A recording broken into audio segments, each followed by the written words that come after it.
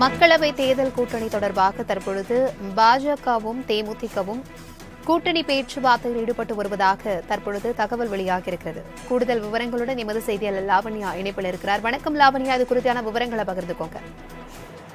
வணக்கம். நாடாளுமன்ற தேர்தலை முன்னிட்டு பல்வேறு கட்சிகளுடன் கூட்டணி பேச்சுவார்த்தையில் ஈடுபட்டு வருகிறார்கள்.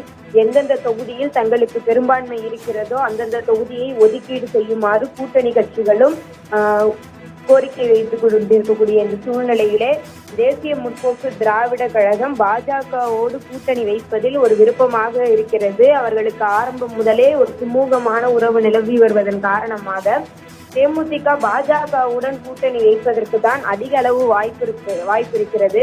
அதிலும் குறிப்பாக முதற்கட்டமாக பாஜகவுடன் தேமுதிக தரப்பு பேச்சுவார்த்தை நடத்தி வருகிறது எனவும் தகவல் வெளியாகி இருக்கிறது. மக்களவை தேர்தலில் தங்கள் தரப்பில் 11 தொகுதிகள் ஒதுக்கீடு செய்ய வேண்டும் எனவும் தேமுதிக வலியுறுத்தியதாகவும் அங்கு ஒரு தகவல் கிடைத்திருக்கிறது.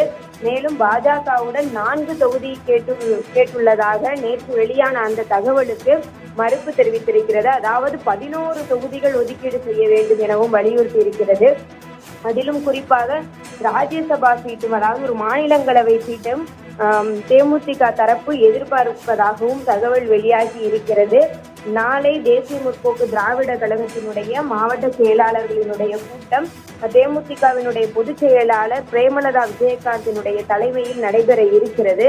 அந்த கூட்டத்தில் முக்கிய முடிவுகள் எடுக்கப்பட இருக்கிறது. அந்த கூட்டம் முடிந்த பிறகு தேர்தல் குறித்தான கூட்டணி குறித்தான ஒரு அதிகாரப்பூர்வமான தகவல் வெளியாக இருக்கும் எனவும் எதிர்பார்க்கப்படுகிறது. தகவல்களுக்கு நன்றி லாவண்யா.